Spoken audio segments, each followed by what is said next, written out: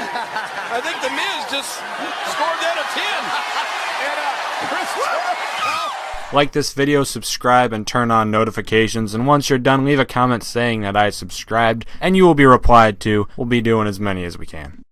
You bet your ass this list is satirical. You seriously think this company that brought you Trish Stratus barking on her hands and knees actually gave you 10 legitimately great matches fairly pitting men and women against each other? What is this, Lucha Underground? Get the fuck out of here. This is Vince McMahon's World Wrestling Entertainment.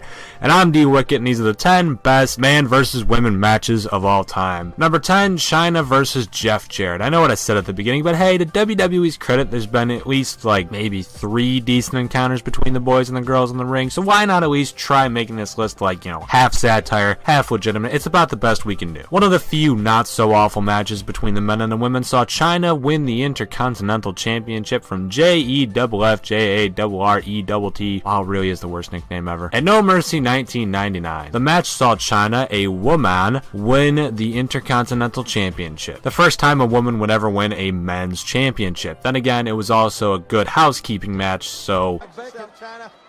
Oh! No! And Chyna right into the chair with a figure 4 on Chyna. He's got it cinched in. Standing at the figure 4. Oh! With a low blow. Oh! She got the toes. She got the toes. Chyna's got the toes. Oh my! Oh! Time for dessert. Oh! The kitchen sink. She's got the kitchen sink. The kitchen sink. Chyna hit Jeff. That Intercontinental belt. She wants to taste that. And there's a 3 count. Jeff Jarrett cannot use the Intercontinental Championship to win a match. It is not a household item. Oh man! Chyna with a guitar. Chyna has made history. Number 9, Stephanie McMahon versus Brock Lesnar.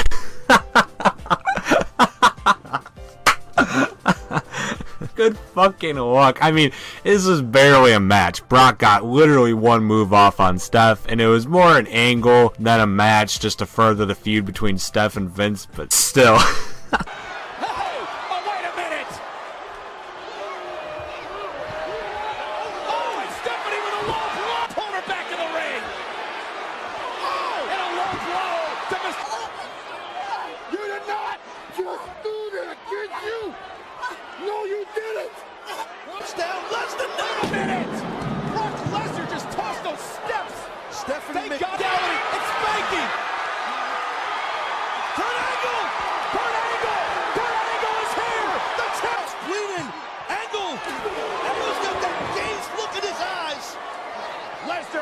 Number 8, Molly Holly versus the Hurricane. Fucking wrestling, man. The Hardcore Championship is gone because WWE doesn't want to keep us entertained as they used to and refuse to put the idea of actual hardcore in our minds. Oh, Dean Ambrose, what could have been if you were an actual lunatic? He'd have been incredible with the Smash Championship. Instead, we have blimps in that belt's history like, well, this. The night Molly Holly betrayed the Hurricane and won the goddamn Hardcore title. As Matt Striker would have said, never trust a woman.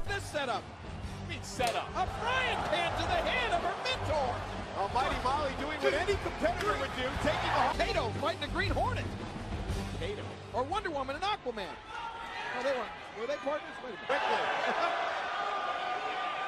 What's he doing? Hurricane doesn't want any part of Molly. Turning his back on her and Molly from behind. And Hurricane was just trying to get like a Supergirl right now. Molly tossed over the top rope spike. Can't do it. Wait a minute. There's that monster, that animal again. Brock Lesnar King. What is he doing out here? We saw him on Raw. Look at the awesome power. Now look who's out here with Brock Lesnar. Look at that.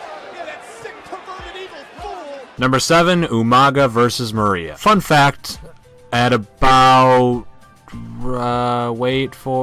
hold on. About this point in the segment, we've already talked longer than Maria went without being completely laid out by the Samoan Bulldozer. Maria got fucked up. I'll admit, I have no clue what the storyline was about. I bet it was stupid and involved Jonathan Coachman forcing Maria against her will to fight a fat man with anger problems. That's not good. No, sir.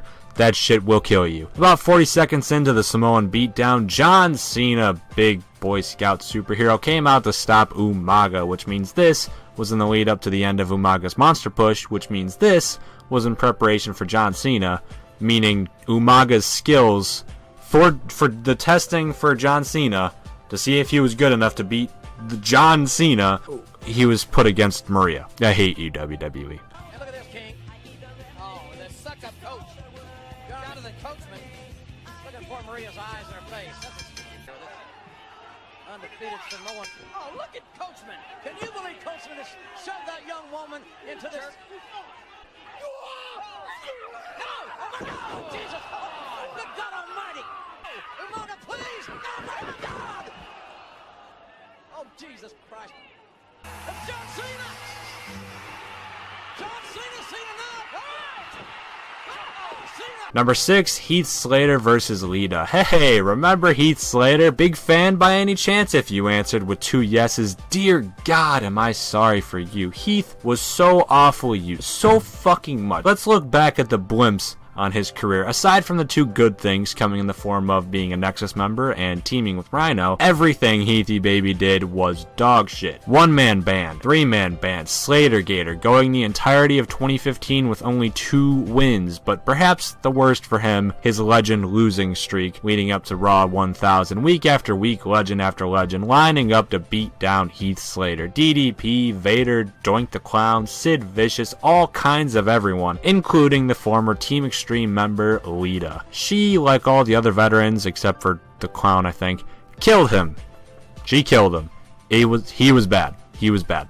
It was awful. You really think you can beat me? All the legends that have faced Heath Slater in recent weeks.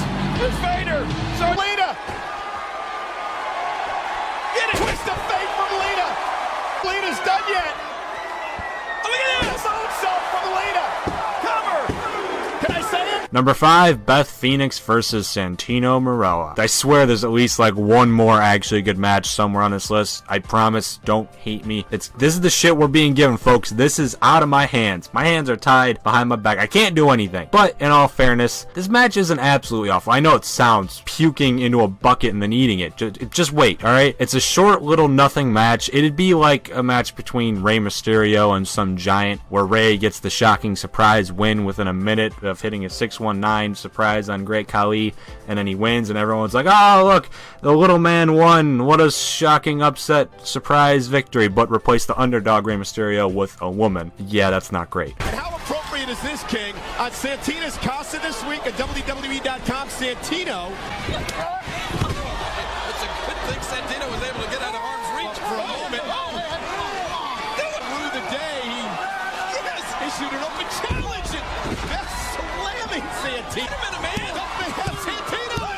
Number 4, Stephanie McMahon versus Chris Jericho versus Triple H. Hey, this match wasn't too bad. At least I assume it wasn't. Hey, fun fact, I haven't actually seen this match. But if the match between Jericho and Trips at WrestleMania 18 is anything to go off of, this probably sent everyone home happy. Ha ha ha.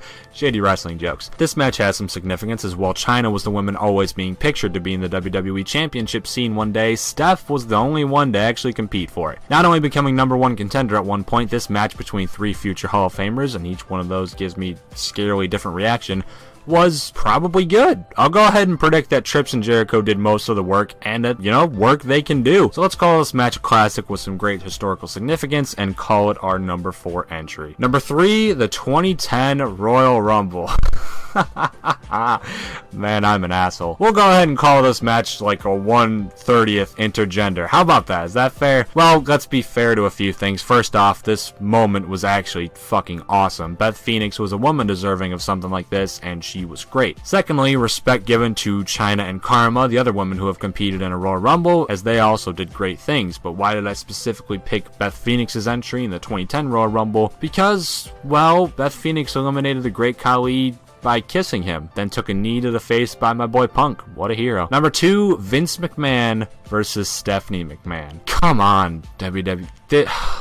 This has to be like the funniest list we've ever made at Watch WWE, and it's completely unironically. It's not because of me at all. It's just because Vince McMahon has a match with his fucking real life daughter. He fought his daughter. A match that had the stipulation where you have to beat the shit out of your opponent so badly that they have to forfeit via saying the words, "I quit." They have to yell "uncle." And the mad bastard said, you know what? Let's make our fans pay for this. And threw it on a pay-per-view. Hook, line, and goddamn kitchen sinker, folks. I'm at a loss for it. And number 1, Chyna versus Chris Jericho. Alright, let's put the joking aside for a second and basically come out and say this list is a goddamn Chyna appreciation post. What a fucking legend. The match was actually really good, and it might be the only legitimately good man versus women one-on-one match in WWE to ever be really good. And while most of that was probably due to Chris Jericho being Chris Jericho and being awesome, Chyna definitely deserves the props of keeping up and definitely putting in her own work. God bless women's wrestling. Now please stop booking Bayley so badly. Please, WWE, please. And that was our list. What do you think? Click all those buttons down below. Subscribe to D-Wick, and if you think you somehow could make this list non-satirically, I fucking challenge you to make this list legitimate.